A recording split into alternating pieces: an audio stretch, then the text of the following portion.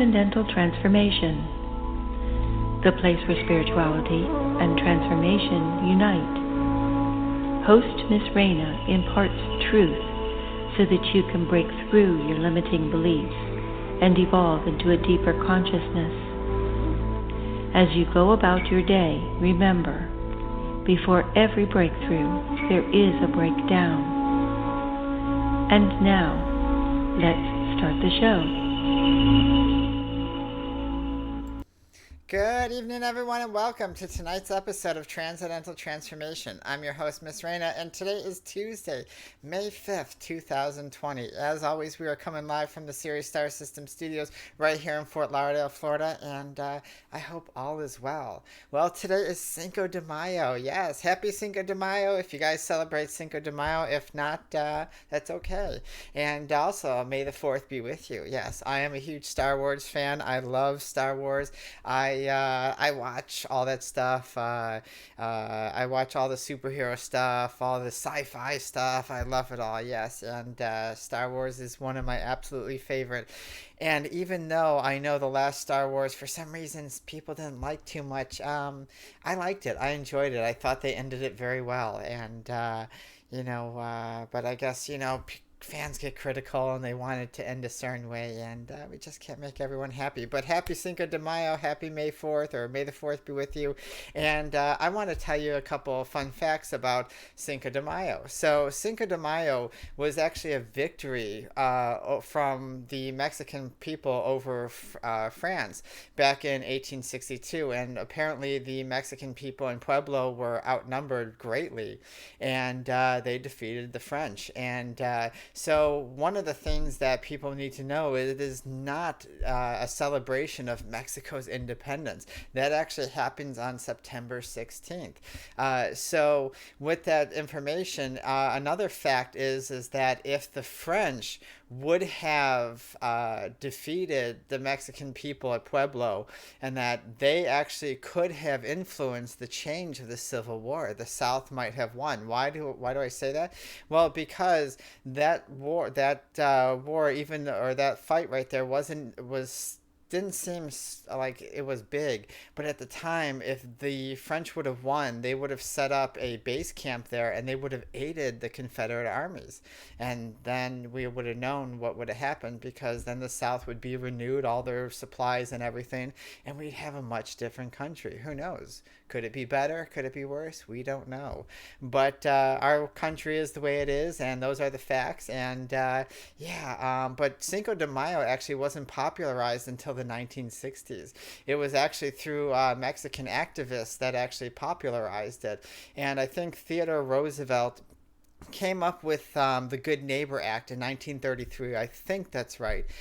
Don't quote me on that, but I'm pretty sure 1933 was the Good Neighbor Act. And that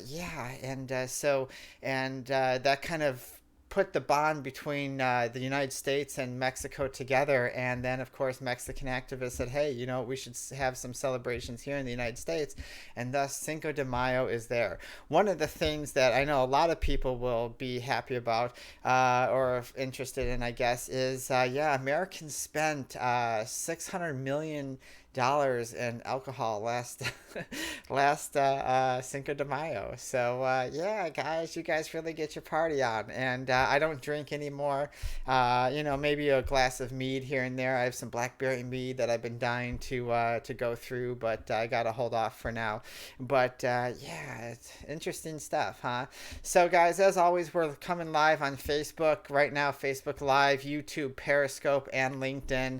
And if you guys have any questions, comments, please feel free to ask. We got Caleb on all the chats on Twitch. Oh, and Twitch too. We got live chat on Twitch. We got chat on Facebook Live, and all sorts of good stuff. So, but guys, let's get into tonight's show, because we have a lot of stuff to cover. And one of the things we're going to talk about, and one of the things that I really wanted to discuss is, I'm not a Buddhist, but I do enjoy, I should say, traditions or ideas from each tradition. I don't really follow any one path to anything. I just believe in perspective and knowledge and gaining perspective of self, more or less. And if that makes me Buddhist, or that makes me Hindu, or that makes me Native American, or whatever, I just don't follow any one true path anymore. I used to follow many different paths, and I've learned a lot from those paths, but I feel that I'm much freer from there. But one of the things that I really loved was what we're going to talk about tonight. And if you guys aren't familiar with Buddha, and that is a huge tradition in China and Thailand and a lot of the Middle Eastern and Eastern philosophies and countries and everything.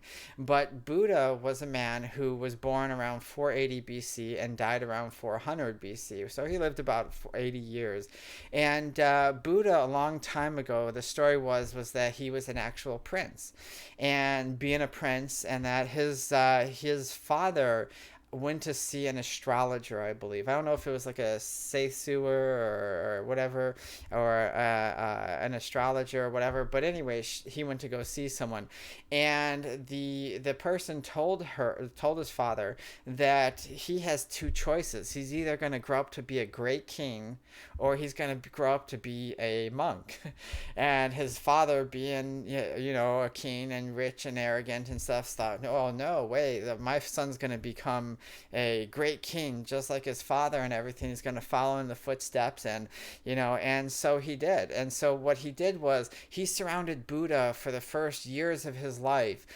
He surrounded Buddha with all the finest things that money could buy, all the finest foods, the education, homes, clothing, and even women back then. His father actually built him a pleasure room, and it was always filled with beautiful women and everything. And Buddha just, he enjoyed it for a while, but he felt empty, and he kept thinking to himself, there's got to be something more. There's got to be something more to life. And he just realized that he wasn't happy with what his dad was trying to get him to do. And his dad didn't ever want him to leave the castle. His dad wanted him to stay at the castle and stay inside where he's at and everything, and because he never wanted to surround him with misery, because he thought, well, if he became miserable, he would not become this great king. And so he wanted to make sure that that Buddha always experienced nothing but pleasure. And today we'd call that positivity. And I know there's a lot of people out there are thinking that, oh, we only got to be positive and we only got to be the light. And tonight we're going to get into all that stuff. But Buddha realized that hey, this isn't right. So what he used to do was sneak out with some people, and he'd go around and he'd look at people and he'd observe people's lives, and he would ask them all these different questions and everything like that. And he'd say, well, is this going to happen to me? And people would say, well, yeah, absolutely. It could happen if you eat unhealthy and you do this, it could happen to you. And he realized through all these conversations with all these people that the life he was being groomed for and being shown is not the reality of the way life really is. That there was a whole different world and a whole different set of ideas that he was experiencing. And it made him think, and it made him realize that he didn't want to be a king. And so Buddha did what we all know what he did now, was he rejected his father and what he wanted him to do, and he left. And he said, you know what, I'm going to find my own path. I'm going to find my own way. I'm going to see where I can go and do what I can do that's going to make me happy. And whatever that is, whatever that brings me to, that's what I'm going to do. And so Buddha would sit there and he would just observe people. And this is something that I do as well, is just observation, and something that we've talked many times on the show. And so Buddha would just sit there and just observe and just watch people and just see how they react and see everything. And he realized that people were unhappy and people were miserable on average. And he didn't think that everybody was, but he noticed that the general population was. And so he sat there and said, well, why are people unhappy? And he realized that people are unhappy because the way they perceive life. And this dawned on him. He was like, wow. he was like, that, wow, that's amazing. The way they perceive life is the way they're going to respond. And in today's world, we're very well aware of that. But back then, people weren't as well, and still today, a lot of people aren't aware of that. But he realized that one of the things that people were doing was habits. Like, they had terrible habits. They were always doing the same things over and over. There was always something that he found that they attached themselves to, and would repeat these same habits over and over, thus causing misery, and thus causing their perception of the way they perceive their life to be, and leading to miserable people. And he realized, what? There are four things, and this is how he came up with. We're going to talk about the Four Noble Truths in a little bit, and he came up. The Four Noble Truths came up first, and of those Four Noble Truths, then he came up with the Eightfold Path to Enlightenment. And so, one of the four noble truths first. I'm just going to say them in order, and then we're going to go through them a little bit. But he realized that one of the truths was that life is suffering. That we come here and we suffer, and we do. Everybody suffers. Everybody goes through things. The second thing was that everybody had an attachment to greed and desire. They had a thirst for materialism, and which created great suffering as well. The third one was people waited to hold out for an answer or a cure or a savior, somebody to come save them, or someone to come and give them an answer, or teach them something that'll drastically change their life. And I'm hoping some of this is sounding familiar to you guys right now. And the other one is living as doctrine. And I don't mean as a doctrine degree, but walking the path of what you want to be and becoming what you want. Having the mindset, the speech, and the decisions throughout your daily life to be that what it is. And most of the time, we're doctrine too. The ideas of being miserable, the ideas of being victimized, these ideas of being, without. And he realized that, and he said, wow, these four truths really are a great, they really are this building blocks to what we see as life. And they're really how we dictate ourselves and how we realize what life is really about. And back in the days, they didn't have the knowledge. They didn't have the internets and the books and everything like we do now. And so a lot of teachings were passed down through verbal communications. And of course, they had writings and stuff like that. I mean, we've had writings for, tens and thousands, hundreds of thousands of years and everything like that. But they realized that, he realized that all this can be erased. All these things could be erased. Even inside him, he realized that all these things can be changed and erased if we change our way of thinking, if we change our perceptions about life. And, we always talk on the show about perception. We're always talking about how our lives are, are dictated by how we perceive through our experiences. And, we're coming into a higher form of consciousness now. We're coming into a higher form of being. Well, at least most of us are. And it's true, because when we break it down, let's break down these Four Noble Truths before we get into the Eightfold Path to Enlightenment, because these are important steps to understand. So let's look at the first one. Life is suffering. Well, yeah, life can be suffering, and life is suffering. We all go through it, no matter how old we are. We're being tested right now as a country and as the world. Whether you believe that the coronavirus is real, or you believe that it's a scam or whatever, still the world is being tested some way, shape, or form.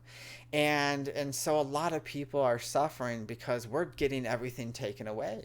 I mean, here in America, we're taught to, always have everything at our fingertips. We don't want to drive more than a couple miles, even where I live. I don't have to drive more than a couple miles, and I literally have everything I need within a 3-mile radius of my house. I even have a mall and a hospital literally not even a block away. I mean, literally, they're right next to my house. And, and we become this idea, this society, these, or at least here in America, the people that we think that everything should be at our fingertips.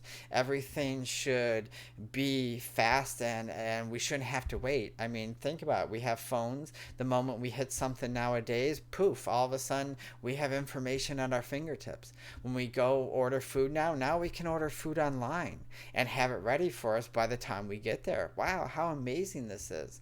And so a lot of what we used to suffer about, such as we used to have to, field our food. We used to have to, we were farmers. You always had to hunt your own food. You had to, prepare your own water, all sorts of different things. You had to make your own clothes back then, or have, people. And so the world wasn't as accessible as it was today. But that still doesn't mean that these four ideas still don't play a big part. Because, hey, if you're a big Reddit fan like I am, I'm a nerd like that. One of the chapters that I love is First World Problems. And the reason why I love it is because we have a lot of, especially in our world, what we seem as problems, what we seem as suffering really isn't suffering. It's just an inconvenience. And it's an inconvenience to our ego. Our ego is the one that says that we have to have everything. We have to have the finest of things. We have to have the finest cars. We have to be beautiful. We have to be talented at everything. We have to be the stars. Even when I was talking with Angel last week about the spiritual community, everyone's competing for, to be the spiritual leader and to be that, and not realizing that we're creating suffering through all these different ideas. And so let's look at the definition of suffering, because, hey, I always like to know stuff, don't you? So the definition of suffering is the state of undergoing, feeling pain or distress. So the state of undergoing, of feeling pain or distress. So I have suffered from anxiety and depression most of my life. And, up until recently, I've been really working on things. I've been really dealing with a lot of things in my life as well, and even in past lives, I've been trying to break the karma and make it into dharma, and just trying to really settle things, because I no longer want to hold on to this stuff. And I've been really facing things. And a lot of times we deem things as suffering or pain, or we're feeling pain based on our perception. Remember, everything about this is perception. And so how do we view this in our life? Well, we look at it based on our personal experiences, like we always say. So we have to really break things down and really look at things objectively in order for us to realize what truly is suffering and what truly isn't. And so one of my examples that I always give the most is, well, a broken arm. So if someone has broken an arm, or maybe even given birth, they may see that as the greatest suffering. If someone has been shot, or someone's had an arm blown off, or someone's been run over, maybe that's their idea of the most toughest and strongest pain. Maybe the only thing you've ever done was stubbed your toe, and yeah, that hurts. But in comparison to what we deem as our greatest pain is what we perceive our suffering to be. And a lot of what we do in this world is basically stubbing our toe in comparison to breaking a leg, or being hit by a car, or giving birth, or whatever the larger ideas of suffering and pain are. Most of the time, and I said this before, but most of the time what we deem as pain is really an inconvenience to our ego. And I really want you guys to understand that, because that is really what's triggering our life pain, is it's inconveniencing our ego of what we think it should and shouldn't be. And so judgment or suffering is always based on our judgment, what we think life should be, right? Life should be this, it shouldn't be this, and that's the way it goes. And if I'm not getting this way, well, then I'm not happy, I'm miserable, and I'm suffering. All right, guys, we'll be right back after these messages from the Life of Reyna. A message from the Life of Reyna. We live in a world faced with many tough challenges. Our lives become chaotic and filled with disaster ever so quickly, most of the time before we even realize. Our issues beat down our mental mindset, and an imbalance of emotions become prevalent. The Life of Reyna is dedicated to helping people on the deepest spiritual level. Miss Raina, the creator of Transcendental Development and Growth, works on your core issues and finds the solutions which allow you to break free from the emotional bondages of life, helping you achieve the life you've always wanted to live. Isn't it time that you lived life for you? Call the Life of Reyna, 561-846-2190, and schedule your appointment today. That's 561-846-2190. Or email thelifeofreyna@icloud.com. All right, everybody, we are back. If you're just joining us, I'm your host, Miss Raina, and you are watching Transcendental Transformation, or maybe you're listening to us. And we are talking about the Four Noble Truths, and eventually we are going to get to the Eightfold Path to Enlightenment. But we are talking about the first one, and the first one is Life is Suffering. And my notes, for some reason, always seem to jam up. You know what? I don't like the Google Docs because I use some of my notes for Google Docs, and it always seems to stick for some reason if I'm not using that. So I think we're going to change that next week. So what did we say? We said life is suffering because judgment, because of where we think we should be at. And there are ideas of where we're chasing. We're chasing these ideas of where, especially in today's world, of where we think we should be, what we're doing, the ideas of how we should be married, if we should have kids. I mean, there are so many ideas of judgment that we understand that we think are really sufferings, but they're really not. They're just judgments of where we think we should be. And that's one of the hardest ideas to detach from. When we really want to break free in our spirit, then we have to really break free from the idea of what we think we should be, because that is the most important idea to start with.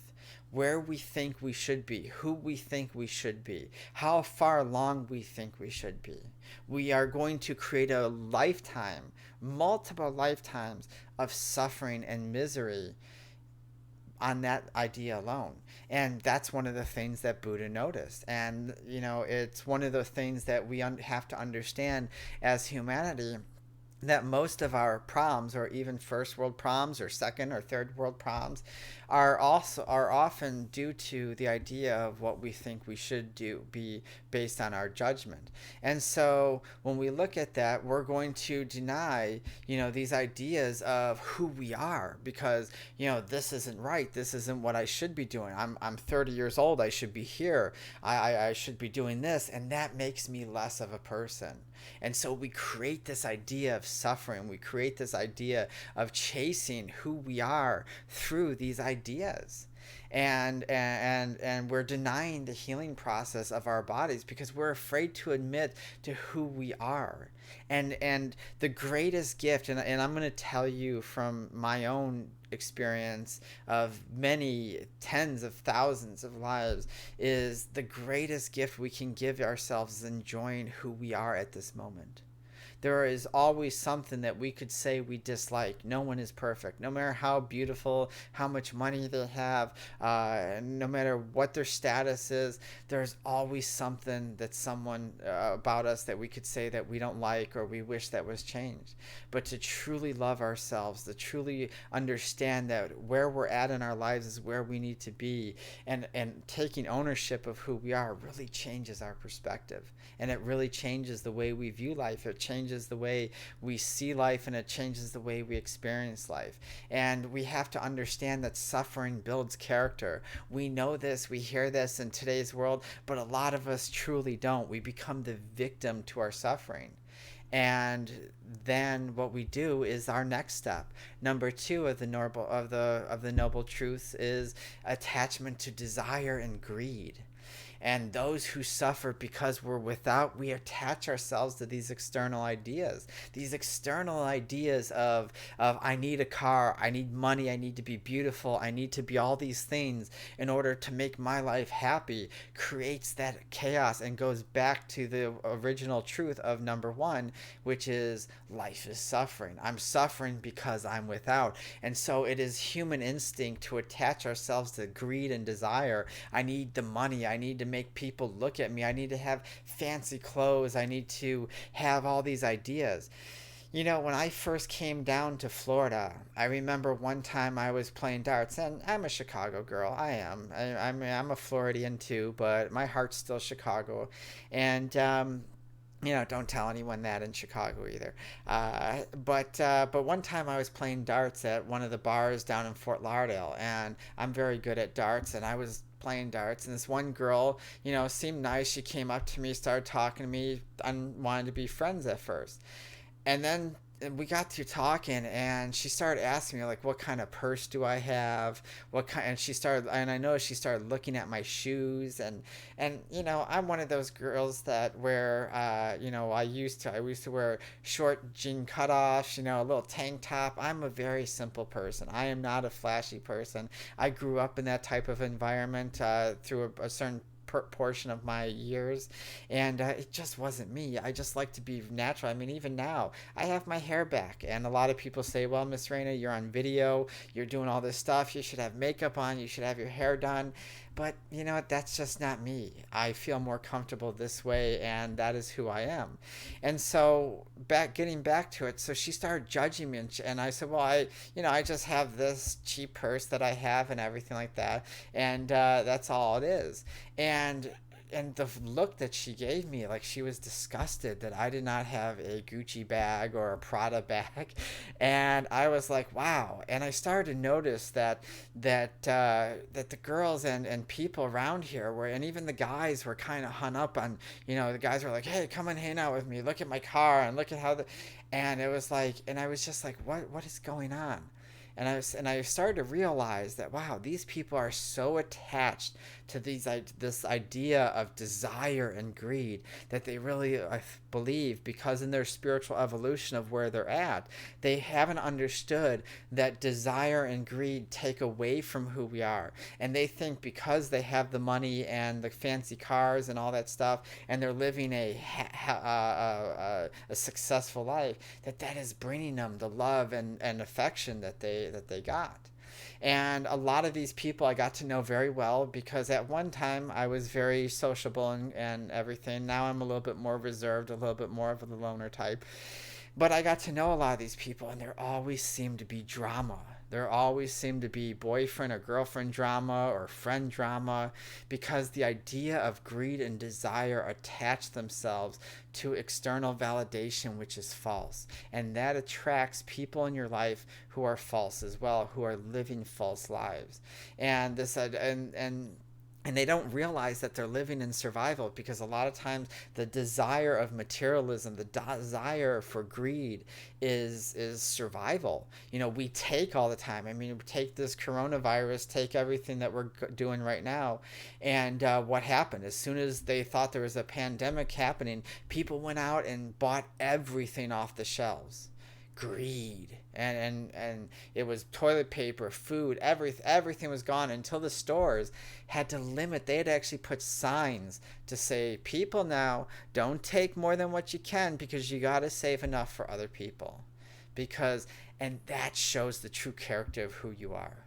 When times are tested, how you respond tells you where you're at in life and your evolution, and if you're following or succumbing to these ideas, as Buddhists would say, or any person that walks the path of truth and honesty would say that you're succumbing to.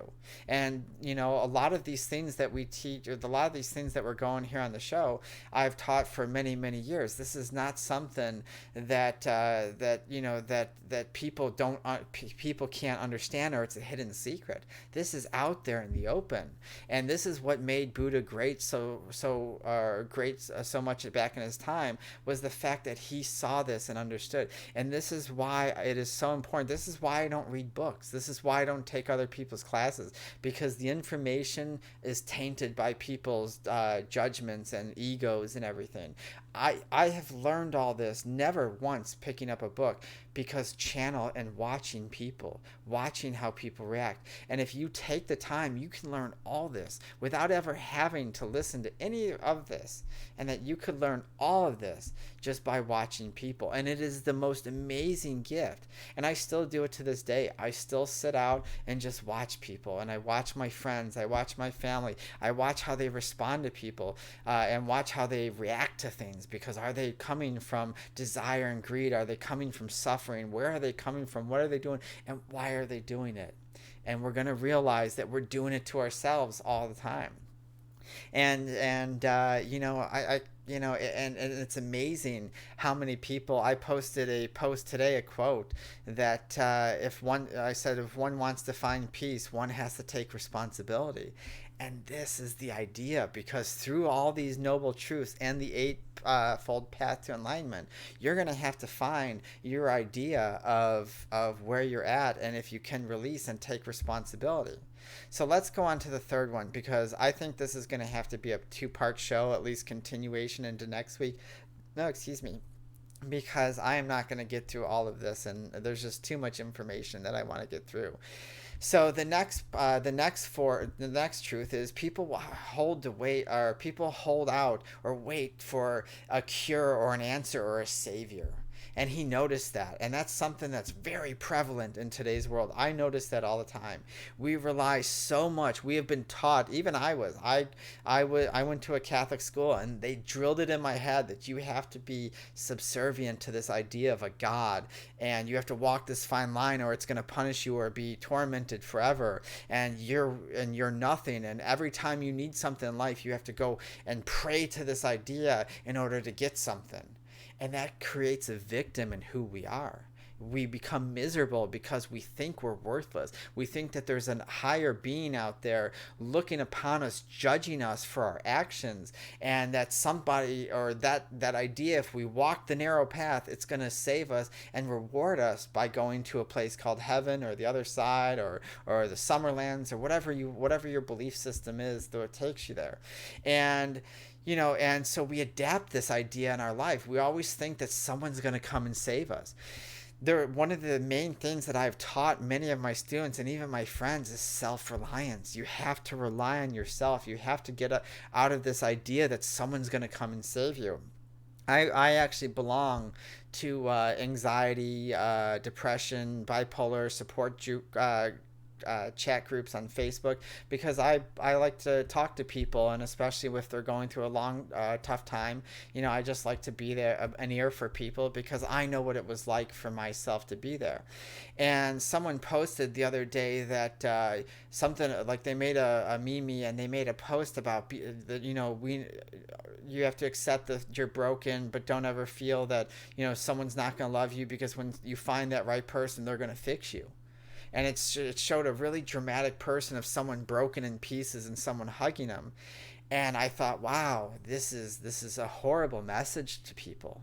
First of all, we all have challenges. I never felt that I was broken. No matter what I faced, no matter what my mental challenges were, going through the pain and suffering that I did, I never felt broken. I never thought something was wrong with me, that somebody needed to fix me. And that's the idea of victim, and that's where we go into step 2 and 3, how we perceive ourselves, because each one of these follows down in line. Because if we start with, I'm suffering and my perception is this, and da-da-da, and we go down, all of a sudden we're creating this monster. We're creating this idea that we become helpless and we become useless, and there's got to be someone out there. If I pray hard enough, they're going to take pity on me. Instead of doing the work myself, instead of taking ownership and responsibility and working on my challenges to come face to face with them, so I can transform the energy from anger and resentment and pain and suffering to strength and courage and knowledge and understanding. That is huge. That is a huge concept to get. But unfortunately, because many of us are so young, because many of us are adult souls and younger, we have this idea of what we're taught is true. And so we haven't learned we haven't learned emotional depth yet. And so a lot of people in the world aren't going to understand this because they have it in their mind because of conditioning. They have it in their mind that somebody out there needs to fix them or save them. And so they go on pills, they go on medication, they go see doctors, psychiatrists, they go, they join. And that's why a lot of AA places, which I have a problem with, jam religion down these people's throats because they're vulnerable. And at that point, they're willing to believe anything. Oh, I just want this disease over, so I'm just going to believe what they say, and I'm going to give myself over to this idea of a God who's going to punish me, but at the same time give me courage. And we have to realize that that the universe has set us in lives so that we learn to work on ourselves. I got something in my eye. That's one of the downfalls to having long, pretty eyelashes like I do, because I get them in my eyes quite often. But this one, the last couple of days, especially yesterday, I've been crying like crazy, and I'm not ashamed to say that. I used to be one of those. I was tough, unbreakable, and I thought that was something that I needed to be, because I grew up rough in Chicago around gangs and all sorts of stuff. And so I thought that I had to be this tough and rough exterior person that had to be mean all the time in order to gain status.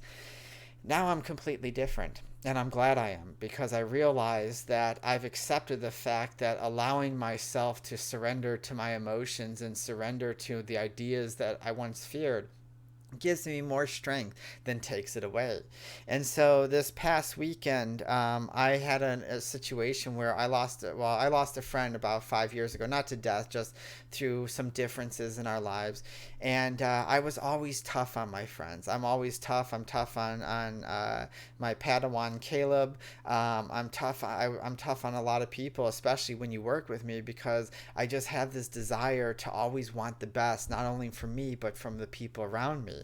And so a long time ago, me and my friend we've known each other through high school. We've been through so much together. Through thick and thin, through ups and downs, through heartbreaks and everything.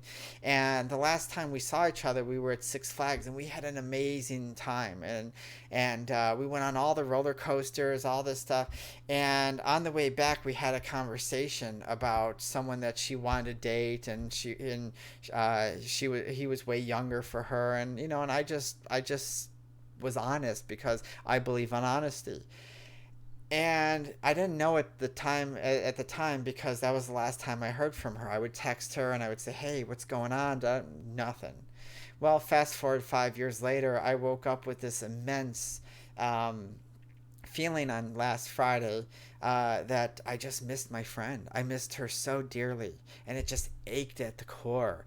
And I was like, wow. I just started crying, and I felt so sad, and I felt so, I don't want to say deserted or dropped or anything, because I didn't feel that, but I just felt like a sense of loss.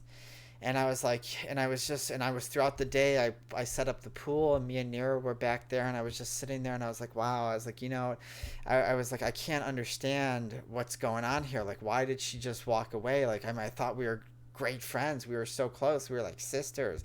And the last time we spoke, we had a great time at Six Flags Great America. What happened? And so I'm going through my heart, going through my mind, trying to understand all these ideas.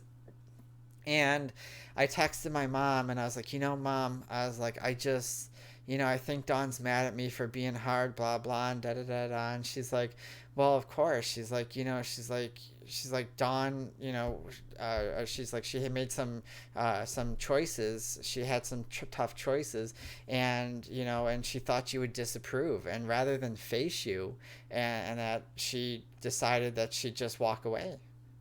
And it hit me like a ton of bricks. And I was like, whoa. I was like, she's absolutely right.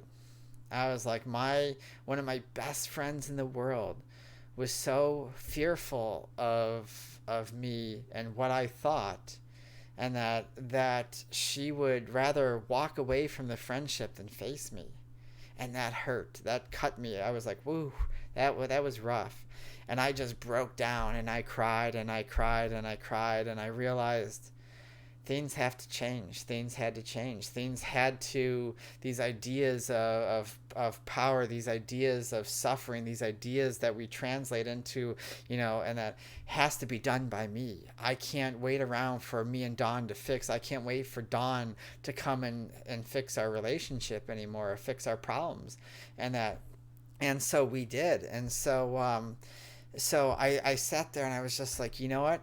I was like, I need to fix this. I need to fix this on my own. I need to fix what it is that where it starts. And it starts with me. I'm responsible for this. And not in a victim way. It wasn't like, oh, poor me. It was a real responsibility. Yes, I am hard on my friends. And sometimes because I care, in my mind, I feel that open and honesty and being open with people, speaking wise, is the way to a healthy friendship and healthy relationships. But not everyone takes it that way. Some people think that you're being too hard on them. Some people think that you're being judgmental. And I would never judge my friends, even if I disagree with them, even if I disagree with anything that they do or say. I love my friends and I'm always supportive, but I realize that they don't always see that way, and that I made my friend afraid of me because of these ideas. And so I realized that things had to change in that section. And when that happened, I just had this overwhelming sense of freedom. I'm truly okay with if my friend never calls me anymore. I really am.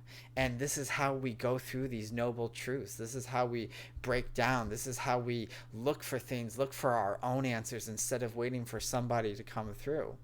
And even yesterday, I cried all day long. I mean, sobbing heavily, like on the floor, dropped down, everything, for absolutely, I didn't know. I had no reasons. Every time I felt it, I allowed it to come up, and I just cried. I cried like I cried like I kept hearing that I lost someone very dear to me. And the funniest thing happened, because I've been working so hard on breaking karmic ties to past lives and even this life and everything, that I was one time about 6 hours after crying, and yes, I was crying for about 6 hours. All of a sudden, during one of those times, I just stopped, and I had a vision and a feeling came over me, and it was just like, and I just saw it, that I'm going to find true peace at the end of this life, or before the end of this life. And I don't know what that means. I don't know what it is. I just felt amazing, and I knew it was true, and it was the most wonderful feeling in the world. And it immediately stopped everything. Now, that doesn't mean that in my life I'm done crying and don't have things or challenges that are going to come to me. Absolutely not. But it gave me a sense of self and realization that me working on myself is going to lead me to my goals. I'm not relying on these external factors. I'm not playing the victim. I'm not doing all these things in order for me to hold on to. All these things of waiting for somebody to come save you, waiting for someone to give you the answers or save you or help you. Your attachment to greed and desire, your life is suffering, all these noble truths are going to keep you there. And it is the last noble truth is it's very hard, but you have to walk the walk. You have to live in doctrine. You have to walk the path. You have to become the very essence of what you want. And it is a very hard thing to do in this world, because at every turn you have people that know everything, that want to tear you down, that are in such ego and such selfishness, because the moment you start taking steps towards yourself, all of a sudden they don't want you anymore, and they distance themselves because they're afraid or they're jealous or there's so many things. And it's very hard to be compassionate and understanding when you have unresolved anger in you. And that's because we haven't taken it. For most of us, and this is an important lesson I want you guys to understand, most of us fail in our spiritual path because we think that in order to become enlightened, or in order to become spiritual or of love and compassion, we have to just ignore whatever happens. And it's hard, because when someone's rude with us, it tears us up and it irks us. and we realize that and then we beat ourselves down, and we're really trapped in that egotism. We're really trapped in those pains and suffering of life sucks. We haven't moved through the noble truths. But when you work on yourself and you work through your issues and face yourself and take responsibility, you become the very idea of living doctrine, to living what you want in speech, mindset, and decisions. It's not like an actual effort. It is so much easier when you release things, when you move on from things, than trying to pretend to turn the other cheek or fake it till you make it. That's horrible advice. If I can ever give you one bit of advice, is don't ever do fake it till you make it or turn the other cheek, because they just don't work, because it doesn't take care of the problem. The anger is within inside of you because of these four noble truths. And in order for us to remove ourselves from these noble truths, we have to understand to move on. All right, everybody, we'll be right back after these messages from the Life of Reyna. A message from the Life of Reyna. We live in a world faced with many tough challenges. Our lives become chaotic and filled with disaster ever so quickly, most of the time before we even realize. Our issues beat down our mental mindset, and an imbalance of emotions become prevalent. The Life of Reyna is dedicated to helping people on the deepest spiritual level. Miss Raina, the creator of Transcendental Development and Growth, works on your core issues and finds the solutions which allow you to break free from the emotional bondages of life, helping you achieve the life you've always wanted to live. Isn't it time that you lived life for you? Call the Life of Reyna, 561-846-2190, and schedule your appointment today. That's 561-846-2190. Or email thelifeofreyna@icloud.com. All right, everybody, we are back, and I just noticed the time, and there is no way I'm going to go through the Eightfold Path all today. So we are going to have to make a continuation in next week, but I'm going to try and get as much through as I can through the next 10 minutes. Wow, this time always goes by fast. So let's look at, let me tell you what the Eight Noble Truths are, or the Eightfold Path to Enlightenment are. And so in the Eightfold Path, Buddha came up with the term right. And in Sanskrit, he says the right view, the right, and we're going to get into that, but right really means wise or skillful. It doesn't mean right as in right and wrong or good or bad. Because remember, there is no such thing as good or bad or right or wrong, better or worse. There's none of that. And when we advance our souls, we understand that what it is on a true level. I got a little gnat flying around me right now, and maybe it likes me. And so when I say right, again, I don't mean as right and wrong, good or bad. I mean it as wise and skilled and without judgment, and really looking at it from a open perspective. So the eightfold points are right view and understanding, insight to what is the true nature of reality. The next one is right intention, and that unselfish desire or to realize or to realize enlightenment. So we have to be unselfish in our desires in order to realize what enlightenment is. And the next one is right speech. What kind of speech, what kind of communication are we talking about? What kind of are we using to transcribe our words, our communication to others? The next one is right action, using ethical conduct to manifest what it is we want or what it is we're doing. Are we living ethically? Are we living, and again, ethically, we'll get into that, but ethically and morally can be very subjective, and we're going to get into that later. Right livelihood. How are we making a living? Are we making a living to what we're happy about? Are we making a living to our truth? Are we making a living, or are we just selling ourselves out to make the biggest buck? And no matter how much, how many people we screw over, as long as we get the sale and become the big shiny star, we don't care. The next one is right effort. cultivating wholesome qualities.